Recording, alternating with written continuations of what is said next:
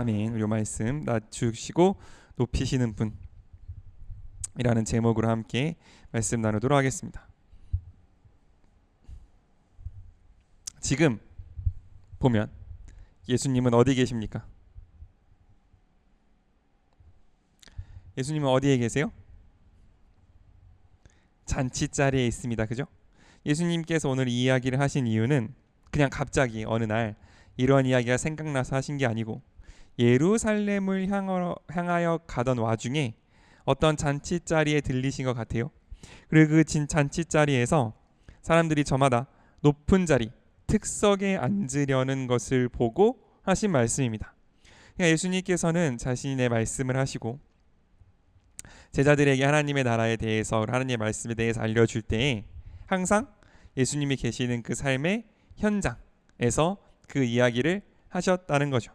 그리고 사람들의 모습을 보고 제자들이 알 수 있도록 그 이야기를 제자들에게 해주셨다라는 걸 우리는 보고 알 수 있습니다. 예수님께 있어서 말씀이란, 예수님께 있어서 가르침이란 단순히 책을 펴서 자리에 앉아서 하는 것뿐만 아니라 그 말씀이 사람들의 삶 속에서, 그 말씀이 사람들 속에서 작동될 때에 어떤 차이가 있고 어떻게 나타나야 하는가, 그것을 보여주시는 것이 굉장히 큰 목적이 있었다, 혹은 예수님의 가르침의 특징이다 라고 말씀하시는 것을 볼 수 있습니다. 예수님께서는 물론 성경에 나와 있는 것처럼 회당에 들어가셔서, 지금으로 치면 교회에 들어가셔서 성경을 펴시고 이 이사야의 글이 너희 귀에 응하였다 말씀하신 것처럼 그 말씀을 펴시고 그 말씀을 강론하실 때도, 설교를 하실 때도 물론 있었지만 더 많은 순간 혹은 더 중요한 순간들은 어디였냐면 제자들과 길을 걸으면서, 제자들과 함께 밥을 먹으면서, 또 제자들과 함께 잔치자리에 들어가서 그 사람들의 모습을 보면서 하시는 말씀, 그게 예수님의 진짜 가르침이었다라는 걸 우리가 기억할 수 있으면 좋겠습니다. 그러므로 우리도 우리가 듣는 말씀이 우리 삶의 모습 안에서, 우리가 날마다 살아가는 그 현장 안에서 힘을 발휘하지 못한다면 우리의 말씀이, 삶이, 믿음이 얼마나 하나님 앞에 올바르게 깨어있는가를 우리가 한번 생각해보고 기도해 볼 수 있는 그런 시간이 될 수 있으면 좋겠습니다. 그럼 예수님께서 오늘 보신 그 현장은 어떤 거였냐면 아마 높은 확률로 결혼식장이었던 것 같아요. 왜냐하면 예수님께서 8절에 결혼잔치에 초대를 받거든 이라고 하시는 걸 보니 그렇게 말씀하신 것 같습니다. 이때 당시의 결혼 풍습이 정확히 어땠는지는 우리는 알 길은 없으나 적어도 알 수 있는 것이 몇 가지 있습니다. 첫째로 지금처럼 몇 날 몇 시 몇 시에, 몇 날 몇 월 며칠 몇 시에 결혼합니다, 그러니 언제까지 오세요 라고 하기에는 어려움이 있었을 거라는 거죠. 왜냐하면 그 당시에 그 멀리 떨어진 사람들에게 정확히 언제 사람들이 모이게, 한날 한시에 모이게 하는 건 불가능에 가까웠습니다. 그러므로 잔치를 굉장히 길고 오랫동안 했을 거다라는 건 어렵지 않게 추측할 수가 있습니다. 또한 그 당시는 높고 낮은 게 중요했던 사회여서 주인, 그러니까 그 잔치의 주인이 가장 가운데 높은 곳에 앉고 일반적으로 오른쪽, 주인의 오른쪽에서부터 가장 높은 사람, 그 모인 사람들 중에 지위가 높은 사람 순서대로 앉게 했을 것이라고 많이들 생각합니다. 그래서 일반적으로 유대인들은 잔치할 때 옆으로 비스듬히 누워서 먹기 때문에 그 오른 품에 안긴 사람, 그러니까 예수님이 식사하실 때 그 오른 품에 안긴 사람이 요한인데, 그렇기 때문에 많은 사람들이 예수님께서 요한을 가장 사랑하셨을 거라고 말합니다. 그러니까 이 오른 품에 안겼다는 건 이렇게 앉고 계신다는 뜻이 아니라 다 같이 옆으로 비스듬히 누워서 밥을 먹고 있기 때문에 내 오른쪽에서 밥을 먹고 있으면 약간 나한테 기댄 듯한 모습이 있기 때문에 이제 그렇게 되는 건데, 어쨌든 자리도 마음대로 앉지 못하던 시절이었던 거죠. 요즘도 좀 높은 어떤 공식적인 행사에 가면 여기는 누가 앉으시고 여기는 누가 앉으시고를 다 정해줍니다. 그것도 어떤 그 사람의 사회적인 위치 혹은 직위 이런 거에 따라서 높은 사람은 가운데, 그리고 오른쪽에, 그리고 그것보다 조금 낮은 사람은 뒤편에 이렇게 앉게 하는 모습을 볼 수 있는데, 여기서도 이제 그런 모습이 있었던 거죠. 그러므로 이 잔치에 온 사람들은 주인이 자리를 지정해 주지 않는 한 눈치 게임을 했어야 됐던 거예요. 나 정도면 그래 이 정도에 앉을만 하지 라고 생각하고 그 자리에 가서 앉는 게 이 당시 사람들의 예절이었습니다.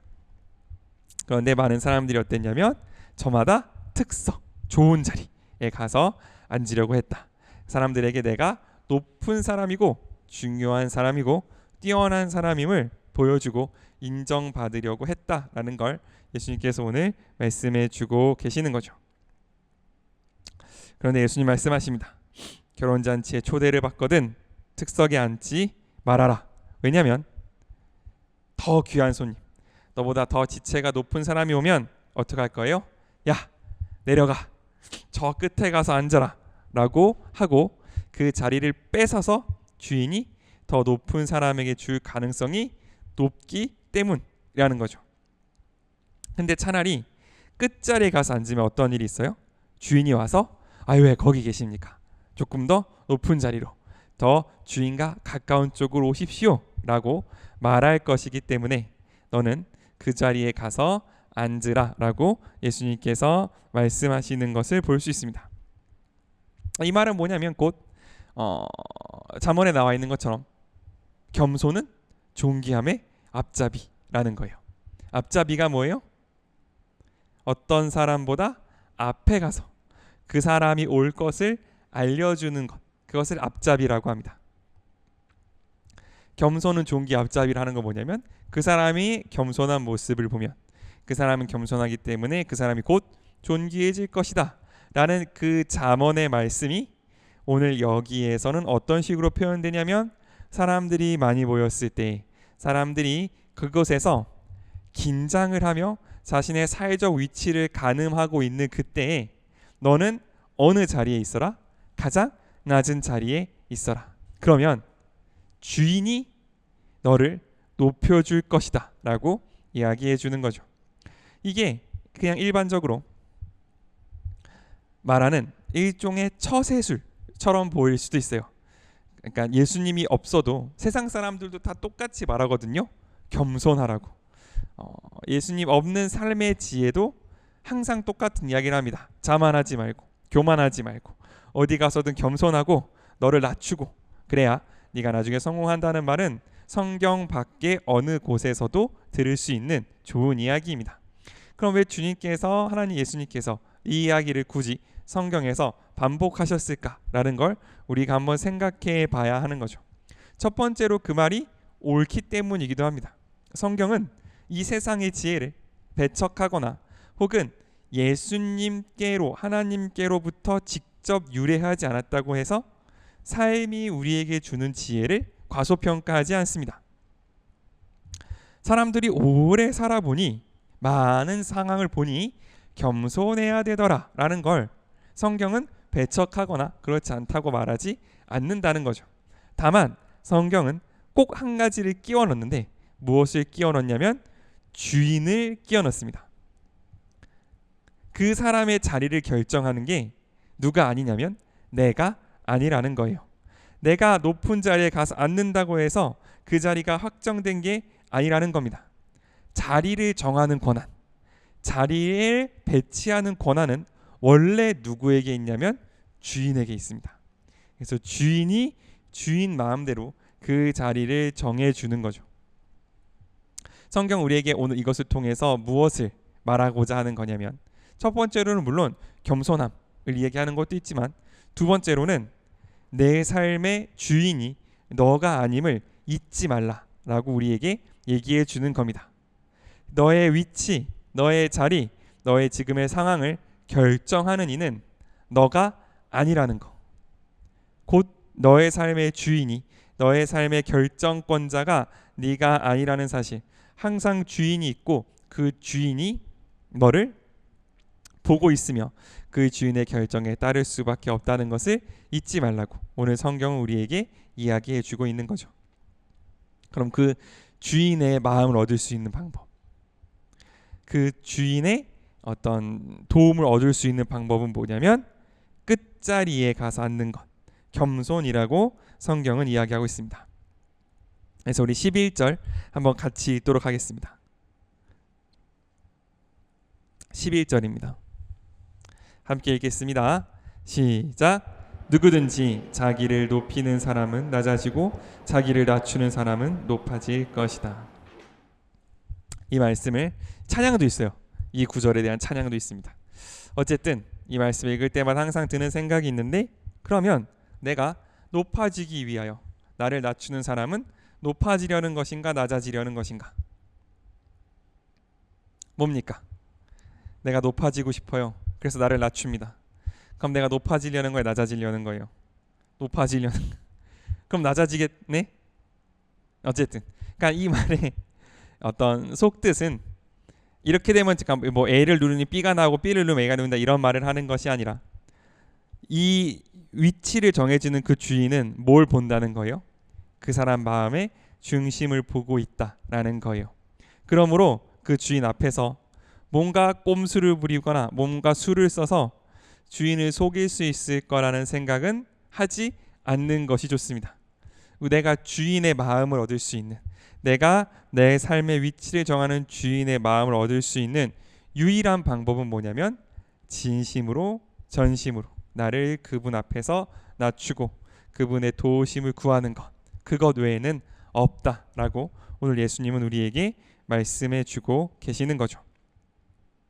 그러므로 여기까지 이야기는 겸손하면 잘 될 거고 겸손하면 나중에 차면이 설 거라는 세상적인 지혜도 물론 부분적으로 포함되고 있지만, 그것보다 훨씬 더 중요한 것, 그것보다 훨씬 더 우리 삶 가운데 새겨야 할 것은 뭐냐면 그 겸손의 대상이, 이게 단순히 그냥 높아지려고 나를 처신을 잘하는 그런 겸손은 주인에게 통하지 않는다는 거예요. 우리의 위치, 우리의 삶을 정하시는 우리의 주인은 내 마음의 중심을 꿰뚫어 보시고 그렇게 그분 앞에 진심으로 겸손하게 진심으로 그분을 의지하는 자를 주님께서는 마침내 높이실 거라는 사실, 우리가 그것을 믿음으로 고백할 수 있으면 좋겠습니다. 아멘. 그리고 두 번째 이야기가 또 있죠. 12절부터 시작되는 이야기입니다. 예수님은 자기를 초대한 사람에게 말씀하셨습니다. 예수님도 초대를 받아 가신 거예요. 내가 초대한 사람이 점심이나 저녁에 대접할 때 친구나 형제나 친척이나 부유한 이웃을 초대하지 말아라. 왜요? 그렇다면 그들도 너를 초대하여 내가 베푼 것을 도로 갚아버릴지도 모른다. 그러면 누구를 초대해야 돼요? 너는 잔치를 베풀 때 가난한 사람과 불구자와 절뚝발이와 소경들을 초대하여라. 우리 14절 마지막 절은 함께 읽도록 하겠습니다. 14절입니다. 시작. 그러면 그들이 너에게 갚을 것이 없으므로 너에게 복이 있을 것이다. 이것은 의로운 사람들이 부활할 때 하느님이 너에게 갚아주실 것이기 때문이다. 아멘. 성경에 말하는, 예수님께서 말하는 법칙이 몇 개 있습니다. 천국의 법칙이 몇 개 있는데 그 중에 대표적인 게 뭐냐면 이 땅에서 보상을 받으면 천국에서 상이 사라진다는 거예요. 그러니까 이 땅에서도 뭔가 보상이 있고 그게 그대로 가서 천국에도 보상이 있으면 너무 좋은데, 하나님께서, 예수님께서 천국에 대해서 말씀하실 때 반복적으로 강조하시는 게 뭐냐면, 네가 이 땅에서 칭찬을 받았어? 그럼 천국에서는 칭찬이 없을 거야. 네가 이 땅에서 뭔가 상을 받았어? 그럼 천국에선 상이 없을 거라고 말씀하시는 거죠. 반대로 이 땅에서 허비한 것 같고 그냥 갖다 버린 것 같고 낭비한 것 같고 상이 없다면 어디에 상이 쌓여 있을 거냐면 천국에 쌓여 있을 거다라고 이야기를 하신다는 거죠. 똑같은 법칙을 오늘 여기서도 이야기하고 계십니다. 초대한 사람한테 말하는 거예요. 너는 초대할 때 친구, 형제, 친척, 부유한 이웃을 초대하지 말아라. 일반적으로 우리는 누구를 초대하냐면 친구나 형제나 친척이나 부유한 이웃을 초대하게 되어 있어요. 왜냐하면 이게 아주 이기적으로 이 사람들을 초대하면 나도 이 사람들한테 뭔가 얻어먹겠지라는 어떤 진짜 그 극한의 이기적인 생각이 아니라 할지라도 이런 사람들을 내 이웃이라고 생각하거든요. 가까운 사람, 친척, 형제, 그리고 이웃 중에서도 좀 가까이 있으면 좋은 불우한 이웃을 우리의 이웃이고 우리의 동료라고 생각하는 경우가 많이 있습니다. 흔히 사람들이 말하기를 곳간에서 인심이 난다고, 누가 성격도 좋고 누가 다른 사람들하고 잘 어울리고 누가 좀 여유가 있느냐, 경제적으로 사회적으로 좀 여유가 있는 사람들이 인격도 좋고 인성도 좋고 성격도 좋을 확률이 높아요. 왜냐하면 그 사람들은 어떤 마음의 근심이 다른 사람보다 적고 삶의 스트레스가 적기 때문에 다른 사람에게 관대할 확률이 높습니다. 그러므로 많은 사람들에게 그런 사람들이 좋은 이웃이라고 평가를 받게 되고, 초대를 하게 되면 앞다퉈서 그런 사람들을 초대하게 된다는 거죠. 그 사람도 다른 사람을 초대할 때 자기랑 비슷한 사람들을 초대할 거고, 그럼 서로 그냥 그렇게 좋은 사람들, 어느 정도 사는 사람들, 친척 형제들끼리 서로 모여서 자기들만의 잔치가 돌아가고 있는 와중에 여기 나오는 불구자, 가난한 사람, 절뚝발이, 소경들은 소외돼 버리는 게 일반적으로 우리들의 삶을 살아가는 모습이라고 할 수 있습니다. 하지만 예수님께서는 말씀하시는 거예요. 너는 초대를 할 때, 잔치를 초대할 때, 어떤 호의를 베풀 때, 누구한테 은혜를 끼칠 때, 누군가를 잘해줄 때 한 가지 기준이 있어야 되는데, 그게 뭐냐면 너에게 갚을 수 없는 사람에게 그 사랑을 베풀라라고 말씀하시는 겁니다. 왜냐하면 우리가 같이 읽은 것처럼 의로운 사람들이 부활할 때, 마침내 주님께서 다시 오셨을 때 하나님께서 너에게 갚아주실 것이기 때문에, 네가 친한 친구, 형제, 친척, 부유한 사람을 초대한 거는 하늘에 남지 않을 거예요. 하나님이 기억하시지 않을 겁니다. 하지만 가난한 사람, 불구자, 절뚝발이, 소경, 이런 사람들에게 베푼 것들은 내가 이 세상에서 보답을 받지 못할 거고, 그렇기 때문에 무슨 강력한 증거가 되느냐? 하나님의 나라에 쌓여 있을 거라는 거. 마침내 예수님께서 우리 가운데 다시 오실 때 반드시 갚아 주실 거라는 사실, 우리가 그것을 꼭 기억하라고 예수님은 말씀하십니다. 이 말이 현실이 되면, 어떤 사람이 이 말을 듣고 아멘을 하고 정말로 가난한 사람, 불구자, 절뚝발이, 소경들을 초대해서 잔치를 벌였다고 칩시다. 어떤 일이 그 사람한테 일어날까요? 여기 나온 것처럼 이 사람은 이제 다른 잔치에는 초대받지 못하는 거예요. 왜냐하면 나도 한번 초대받았으니 너를 한번 초대하는 게 이 세상의 법칙인데, 이 사람은 나를 초대할 수 있는 사람들은 하나도 초대하지 않고 나를 초대할 수 없는, 나에게 갚을 수 없는 사람들만 초대해서 잔치를 벌였습니다. 그러므로 이 사람은 이제 그 소사이어티, 흔히 말하는 그 사회, 친구들, 형제들, 부유한 사람들, 친척들이 있는 거기로부터는 소외당한 거죠. 이 사람은 누구의 친구냐면 가난한 사람, 불구자, 절뚝발이, 소경의 친구들입니다. 그리고 제가 아까 말씀드렸지만 상황이 넉넉할수록 그 사람의 인품도 좋아질 확률이 좋다고 했잖아요. 그 환경이 팍팍하고 환경이 어려울수록 그 사람의 인성도 좀 날카롭고 딱딱하고 좀 대하기 어려울 확률이 높습니다. 이런 사람들일수록 자기가 받는 대접에 더 민감하고, 이런 사람들일수록 뭔가 자기가 조금이라도 차별이나 부당한 대우를 받는다고 생각하면 폭발할 가능성이 높고, 이런 사람들일수록 뭔가 더 많은 것을 바라기만 하고 감사하지 않을 가능성이 높아요.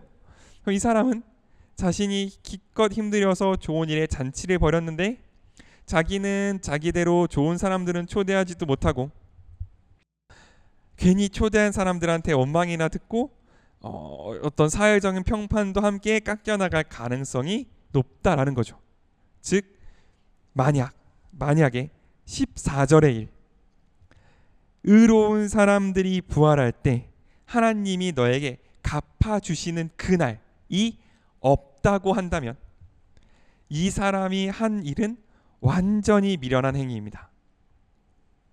만약 하나님의 날이 없다, 예수님이 다시 오신 일이 없다고 한다면 이 말씀을 지키는 것만큼 어리석은 일이 없는 거예요. 우리가 어떤 일을 할 때 이게 하나님이 기뻐하시는 일인지 아닌지 알 수 없을 때, 우리가 어떤 결정을 내릴 때 이게 하나님의 뜻인지 아닌지 알 수 없을 때, 이게 하나님의 뜻인지를 점검해 볼 수 있는 가장 좋은 수단 중에 하나는 뭐냐면, 만약 하나님이 없어, 만약 하나님이 마지막 날에 나한테 상을 주시는 분이 아니라고 한다면 이 일이 의미가 있는가 없는가를 따져보면 우리는 좀 더 분명하게 내 결정이 이게 하나님을 위한 것인지 아닌지를 알 수 있다라는 거죠. 교묘하게, 아주 교묘하게 마치 이게 하나님의 일인 것처럼 들어오는 것들을 구분하는 기준, 오늘 예수님께서 알려주시는 건데, 하나님의 나라가 없다면 의미가 없는 일들, 그것은 완벽하게 천국에 속한 거라고 말씀하시는 거죠. 가장 대표적인 게 뭡니까? 만약 하나님이 안 계시면 의미가 없어요. 이건 그것 중에 가장 대표적인 게 뭐예요? 이 시간입니다. 예배 시간. 만약 하나님이 안 계시면 이 예배 시간은 완벽하게 아무런 의미도 없는 시간이에요. 돈 버리죠, 시간 버리죠, 친구들이랑 못 놀죠. 아무튼 아무것도 의미 없는 시간인 거예요. 그런데 그렇기 때문에 이 시간은 무슨 시간이에요? 하나님께 온전히 드려지는 시간입니다. 옛날부터 그랬어요. 맨 처음 하나님께서 야, 너희가 나를 예배하려면 어떻게 해야 되냐면 양을 잡아서 태우라고 했어요. 무슨 말입니까? 양을 잡아서 버리는 거예요. 그러면 그거를 보고 하나님은 뭐라고 판단하시는 거냐면 내가 받았다 치겠다라고 말씀하시는 거예요. 하나님이 뭐가 아쉬워서 내 삶에서 양을 뺏어서 없애버리시겠어요? 하나님의 목적이 그게 아닌 거죠. 하나님은 우리의 삶 가운데 어떤 공간을 두기 원하시냐면 하나님이 없다면 아무런 의미도 없는 일, 하나님의 명령이 아니라면 절대 하지 않을 일, 내가 하나님을 사랑하지 않는다면 절대로 하지 않을 사랑, 그것을 하기를 원하신다는 거죠. 그러면 그러면 그거를 뭘로 쳐주시는 거예요? 그거는 나를 사랑한 거야. 그거는 나를 예배한 거야. 그거는 나에게 영광을 돌린 거야 라고 쳐주시겠다는 거예요. 다른 본문에 나오는 것처럼 내 옆에 있는 가장 작은 사람, 내 옆에 있는 목마를 사고 굶주린 사람을 먹이고 입히는 게 곧 나에게 한 것, 하나님이 한 것, 하나님께 한 것이라고 말씀하시는 거죠. 왜 그럴까? 왜 하나님은 굳이 그렇게 안 하셔도 되는데 내가 가지고 있는 양과 내가 가지고 있는 비둘기를 태워 없애버리기를 바라셨을까? 왜 하나님은 굳이 예배를 받으시는데, 사랑을 받으시는데 그게 하나님이 아니면, 사랑이 아니면 의미 없는 일로 받으시기를 원하셨을까? 왜냐하면 하나님이 우리를, 예수님이 우리를 그렇게 사랑하셨기 때문에 그렇습니다. 예수님께서, 하나님께서 우리를 사랑하실 때 어떻게 사랑하셨냐면 우리가 아직 죄인 되었을 때 하나님께 아무런 가치도 없는, 가치가 없을 뿐만 아니라 오히려 하나님을 대적하고 미워하고 욕하고 침을 뱉었던 우리를 위하여 당신의 가장 귀한 아들을 보내주셔서 우리를 사랑하셨기 때문에 하나님께서 우리에게 결국 주고 싶으신 것, 결국 받고 싶으신 건 뭐냐면 바로 그 사랑이기 때문에, 그 사랑으로 말미암아 희생하고 그 사랑으로 말미암아 낭비되고 그 사랑으로 말미암아 정말 헛되이 뿌려지는 바로 그것이 그 사랑의 증명이 되고 예수님, 하나님의 마음을 알아가는 유일한 통로이기 때문에 하나님은 오늘 우리에게 바로 이런 말씀, 너에게 갚을 것이 없으므로 너에게 복이 되는 바로 그 사랑, 이 땅에서, 이 세상에서 갚을 것, 다시 받을 것이 없기 때문에 하나님께 드림이 되어지는 바로 그 예배를 우리에게 허락하셨다라고 저는 생각합니다. 그러므로 우리의 삶 속에서 잃어버리는 것, 낭비되는 것, 혹은 뒤처지는 것 같은 것들을 두려워하지 않을 수 있으면 좋겠습니다. 왜냐하면 이 세상의 눈, 하나님이 없는 눈으로 보기에는 그것이 낭비고 허비고 뒤로 물러서는 거고 삶을 쓸데없는 곳에 쏟아붓는 것 같을지라도 오히려 그렇기 때문에 하기 때문에 그것이 하나님께서 받으시는 예배의 시간이 되고 그것이 하나님께 드리는 사랑의 고백이 될 수 있기 때문에 우리의 삶 가운데 더 주님을 위하여 혹은 주님 때문에 주님께만 의미 있는 시간을 드리고 사랑을 드리고 또 헌신을 드릴 수 있는 우리가 될 수 있으면 좋겠습니다.